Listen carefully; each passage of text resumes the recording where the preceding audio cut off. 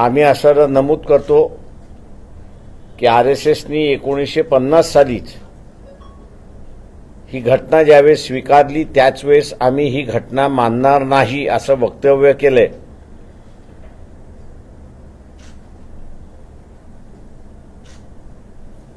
आणि मोदींच्या नेतृत्वाखाली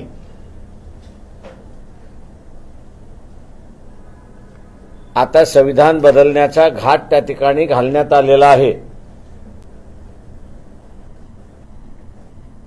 आरएसएसने अत्यंत चालाकीने ओबीसींच्याच हस्ते ज्या संविधानाने संतांच्या विचारसरणीला एक स्वरूप दिलं, आकार दिला आणि अंमल केला आणि त्याच्याच बरोबर ओबीसीना राजकीय सामाजिक अधिकार मिळाले, नोकरशाहीचे अधिकार मिळाले, त्यांच्याच मार्फत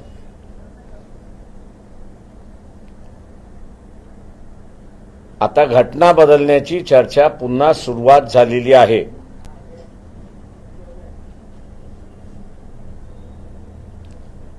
घटना बदलणं म्हणजे या देशामध्ये अराजकतेला आमंत्रण देणं।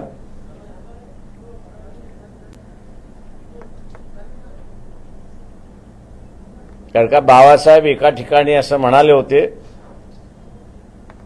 की तुमची किती इच्छा असली की आम्हाला गुलाम करावं, पण आमची इच्छा असली पाहिजे की तुमचे गुलाम आम्ही व्हायला तयार आहोत।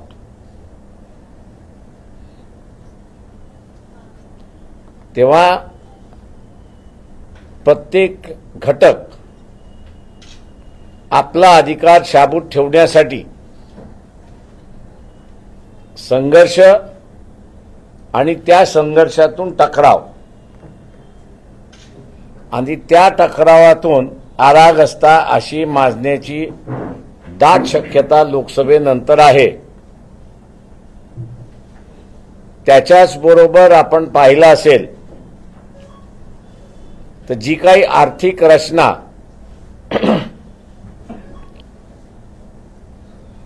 1948 साली मिक्स्ड इकॉनॉमी म्हणजे श्रमिश्र अर्थव्यवस्था म्हणजे प्रायव्हेट सेक्टर पब्लिक सेक्टर या दोघांचं क्षेत्र वाटून देण्यात आलं होतं आणि त्या प्रमाणात त्या समूहाला अर्थव्यवस्थेमध्ये जागा निर्माण करून देण्यात आली होती। भारतीय जनता पक्ष सत्तेवरती आलं, तिथून नुसती खाजगीकरणाची सुरुवात झाली नाही तर मिनिमम शासन असा नवीन जोड त्या ठिकाणी देण्यात आला। म्हणजे इन्शुरन्समधनं विड्रॉल, बँकिंग सेक्टरमधनं विड्रॉवल, हेल्थ सेक्टरमधनं विड्रॉवल, एम्प्लॉयमेंटमधनं विड्रॉवल आणि ज्या काही वेलफेअर आहेत, मग ते शेतकऱ्यांचं वेलफेअर असेल, योजना असतील, आदिवासींच्या वेलफेअर योजना असतील किंवा शेड्यूल कास्टच्या वेलफेअर योजना असतील, या सगळ्यांना गोबाय देऊन टाकण्यात आलेला आहे, बाय बाय केलेला आहे, टाटा केलेला आहे।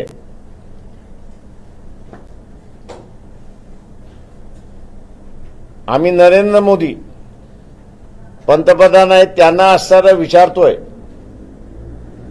की आपण आता असणारं 5-6 मोठमोठी इंडस्ट्रियल घराणे उभी करत आहात।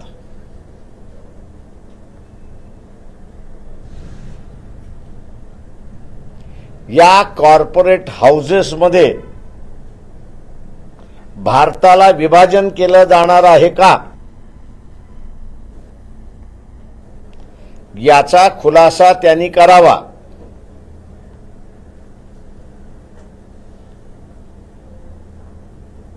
मला आणि माझ्या पक्षाला याची पूर्णपणे कल्पना आहे आणि काही संशोधन केल्यानंतर आम्ही या मताला आलेलो आहोत की येणाऱ्या 5 वर्षाच्या कालावधीमध्ये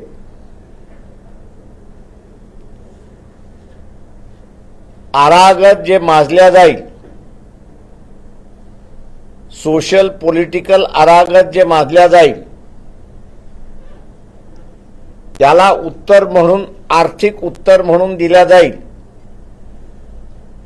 आणि हे जे 7 किंवा 8 इंडस्ट्रियल कॉर्पोरेशन्स, मल्टीनॅशनल्स ज्यांना प्रोत्साहन दिलं जातोय त्यांच्याकडे भारतीय राज्यव्यवस्था दिल्या जाईल आणि त्यांना आखून दिलेल्या झोनमध्येच काम करावं अशी परिस्थिती आहे। आमच्या पक्षाला याची जाणीव आहे की आम्ही नव्या रीतीने ईस्ट इंडिया कंपनी कशी येते, बॅकडोरनी ईस्ट इंडिया कंपनी कशी येते याचं नव्यानं मांडणी आम्ही या ठिकाणी करतो आहोत। ती ऐन इलेक्शनच्या तोंडावरती मांडणी अशी करतो याचं कारण की येणाऱ्या 5 वर्षांमध्ये वाटचाल त्याच पद्धतीने भारतीय जनता पक्ष आलं तर राहील। जे इकॉनॉमिस्ट आहेत आणि विशेष करून जे फ्युचरिस्टिक इकॉनॉमिक्स चे अभ्यासक आहेत किंवा इकॉनॉमिक्सचे अनालिसिस आहेत, त्यांना आम्ही असताना आवाहन करतोय की पक्षाने मांडलेली ही भूमिका की उद्याच्या 5 वर्षामध्ये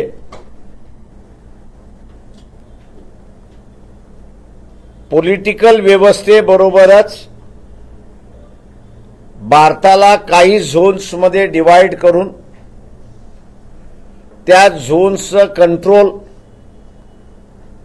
हा कॉर्पोरेटकडे दिला जाणार आहे की नाही आणि तसे संकेत गव्हर्नमेंट पॉलिसीजमधनं प्रकट होतात की नाही याच्यावरती त्यांनी आपलं भाष्य करावं।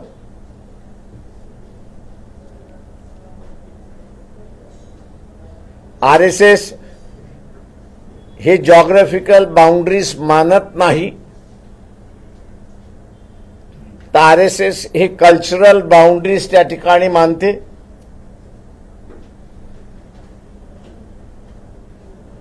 आणि म्हणून ज्यांना जॉग्राफिकल बाउंड्रीज मान्यच नाही त्यांना इकॉनॉमिकल बाउंड्रीज याची मान्यता आहे। हा एक गंभीर आणि सिरियस प्रश्न आहे असं मी त्या ठिकाणी मानतोय।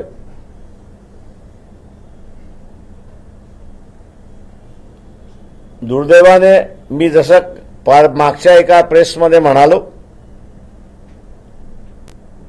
11 तारखेला पुन्हा असणारा काँग्रेसचं शिष्टमंडळ हे इलेक्शन कमिशनला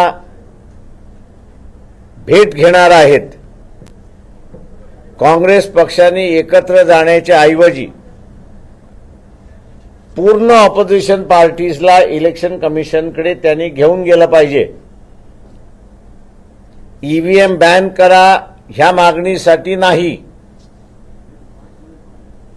तर ईव्हीएम बरोबर पेपर ट्रेल हा जो वापरला जातोय तो डायरेक्ट पेटीमध्ये पडतो अशी असणारी आजची प्रथा आहे। तो डायरेक्ट पेटीमध्ये न पडता तो वोटरने बघितला पाहिजे आणि वोटरने मग तो पेटीमध्ये त्या ठिकाणी टाकला पाहिजे। ते जर झालं तर ही जी मॅन्युप्युलेशनची चर्चा जी आहे ती त्या ठिकाणी थांबू शकते। काँग्रेस पक्ष या दोन्ही गोष्टींकडे सिरियसली पाहिल अशी आमचा पक्ष अपेक्षित आहे। माझं निवेदन संपलं, आपण आता विचारू शकता। घटना बदलण्याचा घाट सुरू आहे असं म्हटलं तर कशा प्रकारे घटना बदलू शकते? आता असणारा पार्लमेंटरी डेमोक्रेसी आहे, ती पार्लमेंटरी डेमोक्रेसीच्या ऐवजी पार्टी डेमोक्रेसी म्हणजे चायनाची आहे ती. दुसरं जे आहे ते अध्यक्षीय पद्धत त्या ठिकाणी येऊ शकते अशी आहे. मताचा अधिकार जो आहे तो मताचा अधिकार शिकलेला आहे, टॅक्सपेयर आहे, त्याच्याच पुरता मर्यादित.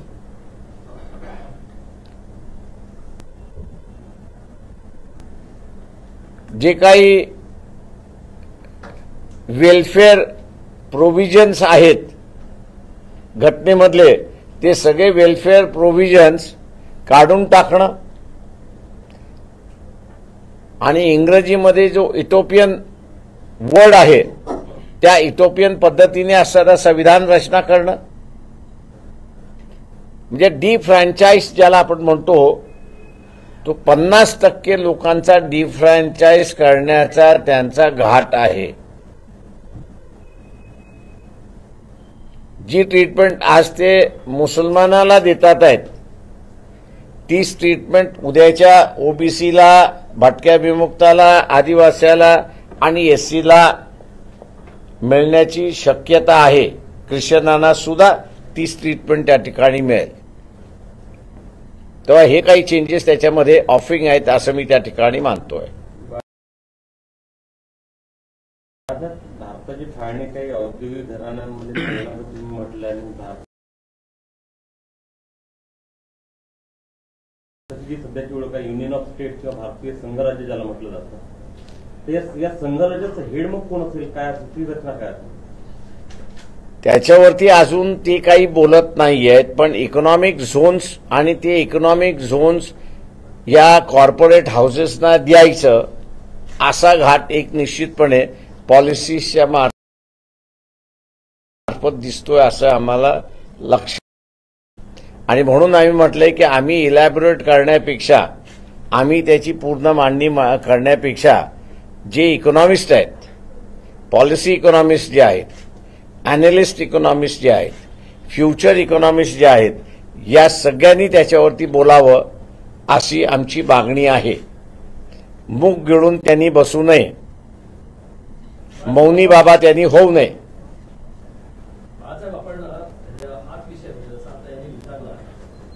आपण संशोधन केलं असा एक उल्लेख केला होता की तुमचे काही मुद्दा म्हणलाय की 5-6 घराण्यांमध्ये विभाजन केलं जाईल. तर आत्ताच्या याच्यामध्ये असं तुम्हाला कुठे दिसतंय का पर्टिक्युलरली की याच्यामध्ये अशा पद्धतीचं 5-6 घराण्यांपैकी एखाद्या घराण्यामध्ये झाल्यासारखं? पॉवर सेक्टर जर आपण पाहिला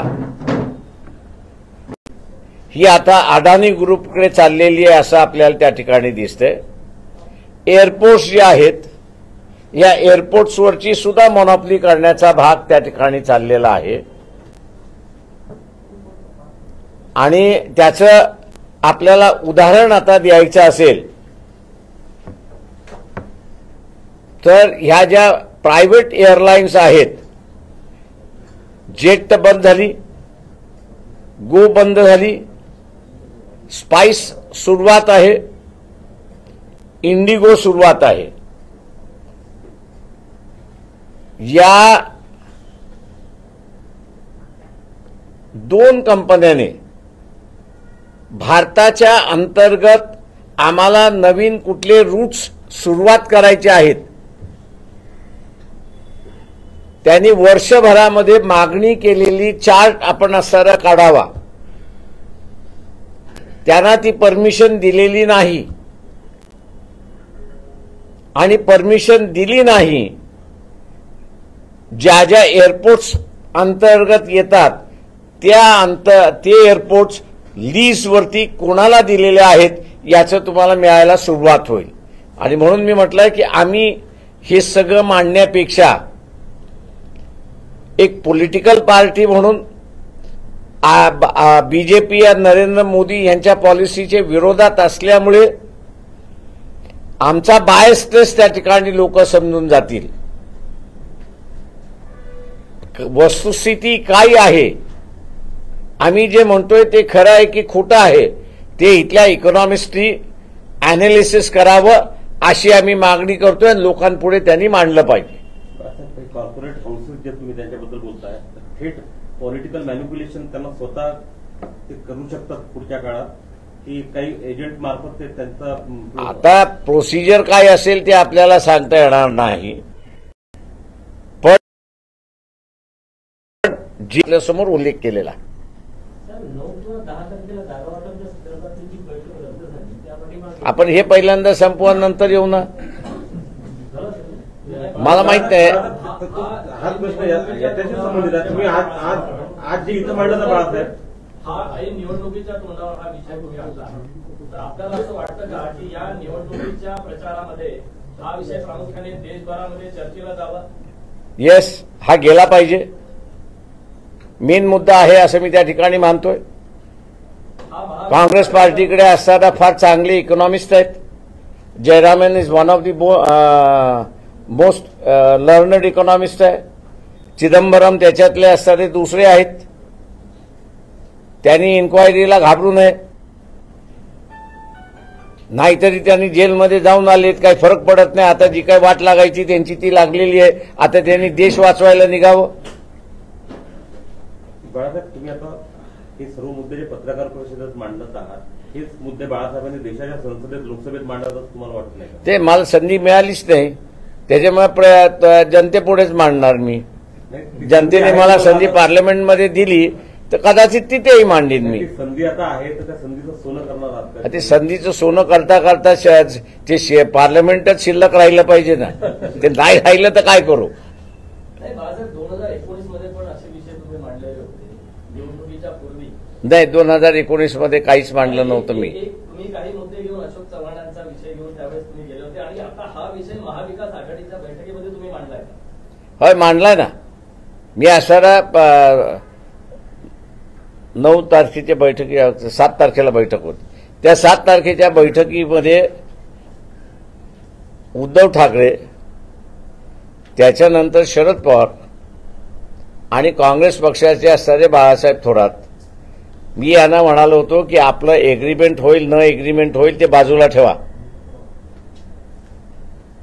आपण सगळ्यांना बोलू आणि ईव्हीएमच्या संदर्भात इलेक्शन कमिशनने स्वतःच्या वेबसाईटवरती प्रश्न उत्तरं 150 प्रश्न आहेत आणि त्याची उत्तरं त्यांनी दिलेली आहेत.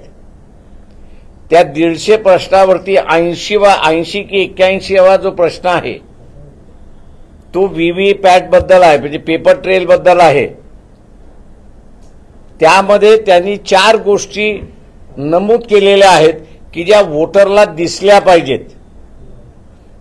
आणि मी त्यांना म्हणालो होतो की हाच मुद्दा आपण धरून की वोटरला दिसल्या पाहिजेत, तर ते डायरेक्ट न पडता वोटरने ते बघावं, त्या 4 गोष्टी आहेत का आणि पेटीमध्ये टाकून द्यावं.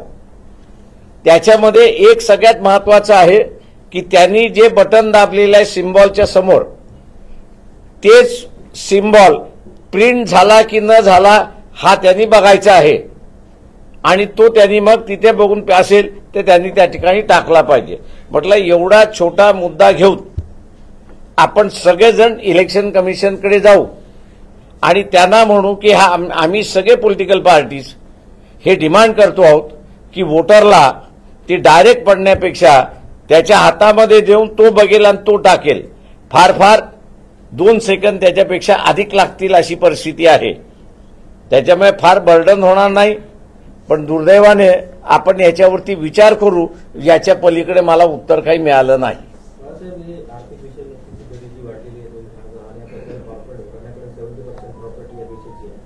आणि इकॉनॉमिक्स तर बोलतच नाही, तुम्ही तुमच्या पार्टी फोरमवरच हा मुद्दा रेस केला सगळ्या देशात. आम्ही पार्टी फोरमवरतीच रेस करतो. आमच्या पार्टी फोरमवरती झालेला आहे.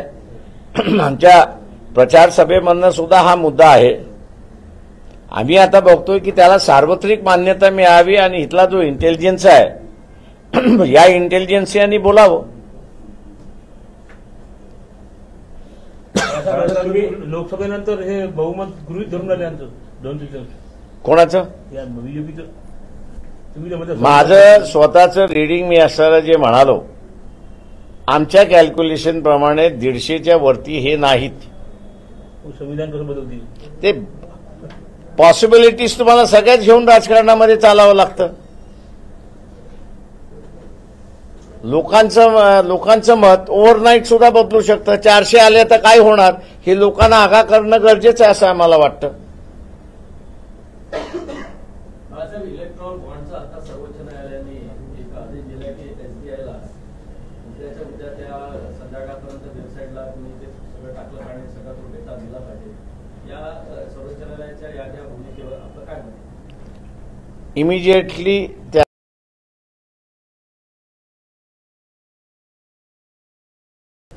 रेस केला होता. पण प्रश्न असा आहे की सभागृहामध्ये मिनिमम मेजॉरिटी जी पाहिजे होती ती नसल्यामुळे सभागृह आणि डिसिजन मेकिंग हे दोन्हीही धुडकावून लावलेत अशी परिस्थिती आहे सध्याच्या सरकारने.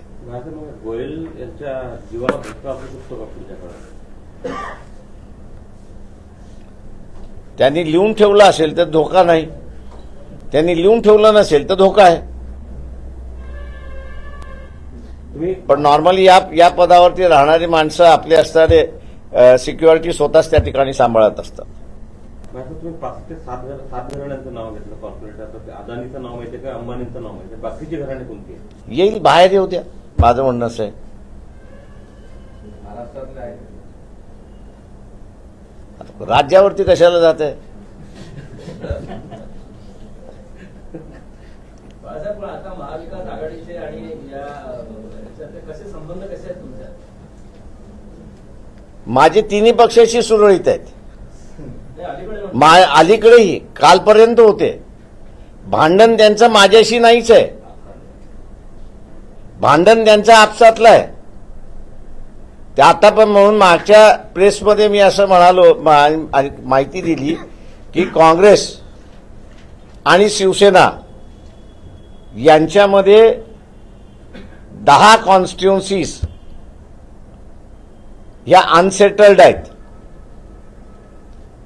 एनसीपी, काँग्रेस आणि शिवसेना उद्धव ठाकरे गट यांच्यामध्ये 5 मतदारसंघ अनसेटल्ड आहेत.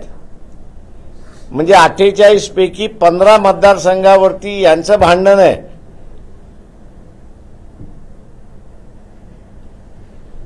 यांचं अंतर्गत भांडणं आहेत ती, आणि यांची अंतर्गत भांडणं मिटवत नाहीत तोपर्यंत वंचित बहुजन आघाडी काहीच करू शकत नाही. आम्ही असताना काल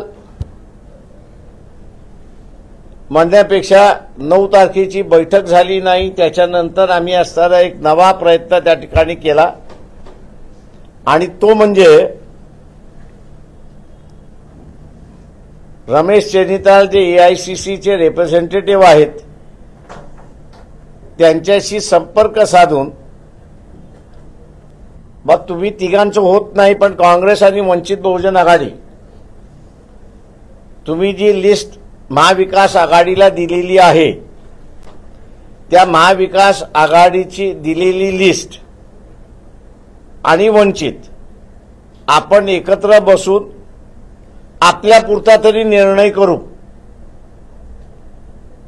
आम्हाला रिस्पॉन्स आला नाही, आणि म्हणून काल संध्याकाळी आम्ही असताना काँग्रेस पक्षाचे अध्यक्ष खरगे जे आहेत त्यांना असताना पत्र लिहून ही वस्तुस्थिती कळवली, आणि त्यांना विनंती केली की तुम्ही असताना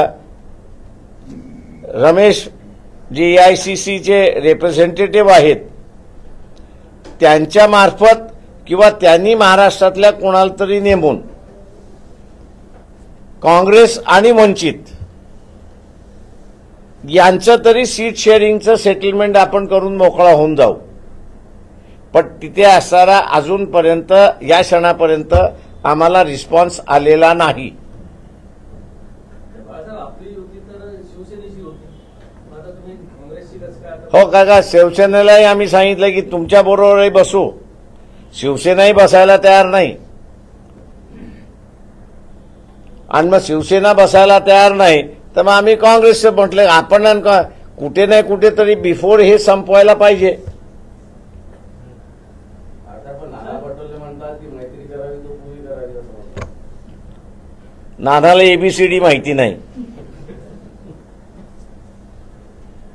त्या दिवशी तुम्ही तो सुपारीचा शब्द वापरता काँग्रेसच्या संदर्भात, तो त्यांना लागल्यामुळे 9 तारखेची बैठक रद्द केली. यात कितपत तथ्य आहे? मला माहित नाही. मी हा सुपारीचा शब्द फार अगोदर वापरलेला आहे.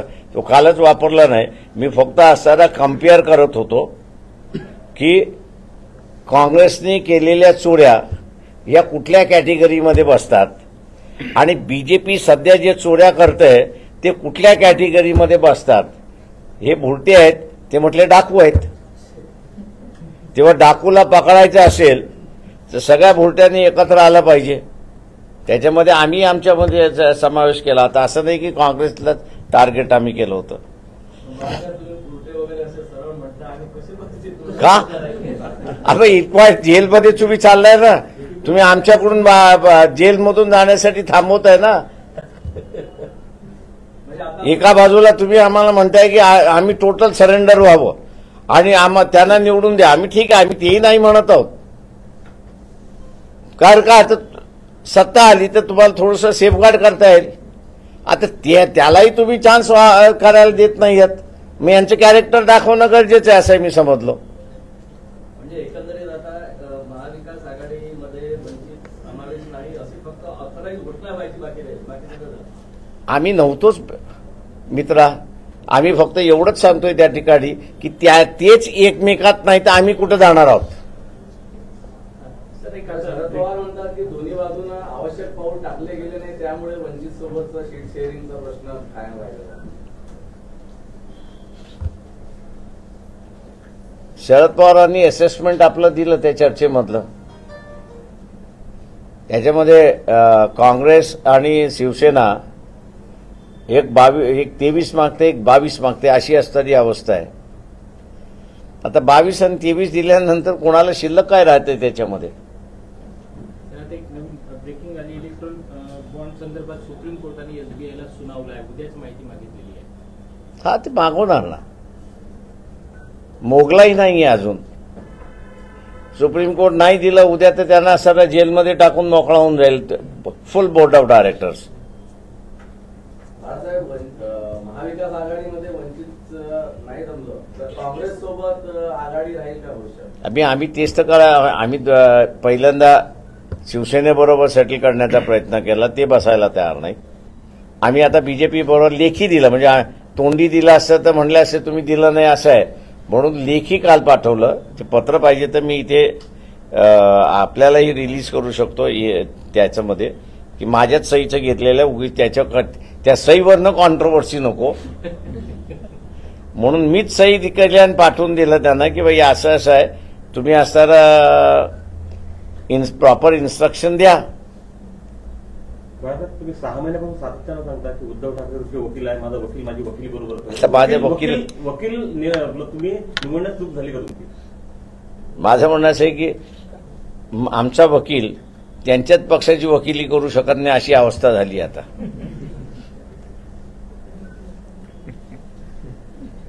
बाळासाहेब, 2 दिवसात एक प्रस्ताव अमरावतीवरून पक्षाकडे आला की सुजात आंबेडकरांनी अमरावतीतून लढावं. योग्य वेळेस त्याच्यावरती मी बोलेन, काळजी करू नका. त्याच्या मागची पार्श्वभूमी अशी आहे की आनंदराज आंबेडकरांच्या उमेदवारी संदर्भात अमरावतीच्या चाचपणी होत आहे महाविकास आघाडीकडून. त्या पार्श्वभूमीवर मला माहित नाही. महाविकास आघाडीने मला कधी याची माहिती दिली नाही आणि कुठल्याही काँग्रेस नेत्याने असं आम्ही करतोय असंही मला सांगितलेलं नाही. त्याच्यामुळे ही बातमी मी तुमच्याकडूनच ऐकतोय. राष्ट्रवादीचे काही नेते भेटले त्यांना आनंदराज असेल ना. याची कल्पना नव्हती का मग सुजात आंबेडकरांचं तिकडून त्यांना सुचवताना कदाचित त्या असे त्यांनी अमरावतीच्या युनिटनी केलेलं आहे. ते अमरावतीच्या युनिटचं काय असेसमेंट आहे त्याच्याशी मी काही बोलणार नाहीये का आम्ही याच सगळ्या याच्यामध्ये अडकलेलो आहोत. तेव्हा प्रत्येक युनिट आता असताना आमचं जे आहे ते एसर्टिव्ह व्हायला लागले की आणि ही अनरेस्ट मोठ्या प्रमाणात वाढत चालली असं आम्हाला पक्षांतर्गत दिसतंय की सीट कोणाला जाणार त्याच्यावरनं आहे. बाळासाहेब, आनंदराज आंबेडकरांनी तुम्हाला अमरावती लढवण्याबद्दल कधी बोललेत का ते? त्यांचा इंटरेस्ट आहे? दोघंही माझे भाव जे आहेत ते पब्लिकली असतात, पण इलेक्शन नाही आहे. त्याच्यामुळे मला माहिती आहे घरात काही आणि काही नाही आहे ते. आचारसंहिता आणि 2-4 दिवसात लागू. 14 तारखेला लागू होते. आणखी येथे सीट शेअरिंग झालं नाही तर आपली भूमिका आता ते आम्ही आमची भूमिका मांडणार ना. आणि उमेदवार तर आता मतदारसंघात ते आमच्या सर उमेदवार जे आहेत ते मतदारसंघातच आहेत. आम्ही आमची भूमिका एकदा आचारसंहिता लागून झाली की 2 दिवसानंतर आम्ही आमची भूमिका मांडू. पॉलिटिकल भूमिका आमची मांडू आम्ही. 48 जागेवरही लढणार. ती असेल तेव्हा ऐका ना. बाळासाहेब, सांगलीची सभा होणार आहे का तुमची? सांगलीची सभा होणार आहे का? सांगलीची सभा इचलकरंजीची झाली आमची. सांगलीची होणार होती 14 किंवा 15 नाही, कॅन्सल झाली. ते सभा नव्हतीच आम्ही त्या याच्यामध्ये. झाली तर एक सोलापूरमध्ये होईल, नाही तर नाही. आता चंद्रहार पाटील त्यांच्या संदर्भात स्टेटस काय होतं? तुमच्या संपर्कात आहे की मग? माझ्या संपर्कात नाही. संपर्कात ज्यांच्या मार्फत ते आले होते ते आमच्या संपर्कात आहेत. पण मी जे काही वर्तमानपत्रातून ऐकतोय त्यांनी असं उद्धव ठाकरे याच्यामध्ये जॉईन झालेले आहेत. काँग्रेस ती सीट सोडायला तयार नाही आहे. खासगीमध्ये सुद्धा काँग्रेसवाल्यांनी आम्हाला सांगितलं की आम्हाला ती सीट सोडता येणार नाही त्या ह्याच्यामध्ये. त्याच्यामुळे आता सेना आणि काँग्रेस मधला तो टायअप आहे. त्याच्यामध्ये त्या चंद्रहार पाटलाचा बळी जातोय की काय मोठा इश्यू आहे. बाळासाहेब, निवडणूक जाहीर झाली की पुढच्या 2-3 दिवसात तुमची राजकीय भूमिका तुम्ही स्पष्ट करणार आहात का? आचारसंहिता लागू झाली की आम्हाला स्पष्ट करणं गरजेचंच राहतं. That is the last. Sir Aurangabad में एमआईएम को लेकर क्या मतलब वहाँ यूटी हो सकती है?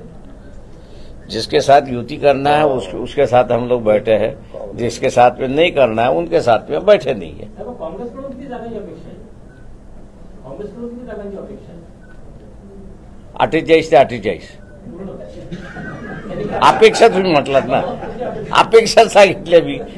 काँग्रेसले 48 द्याव्या आम्हाला, अपेक्षा आमची.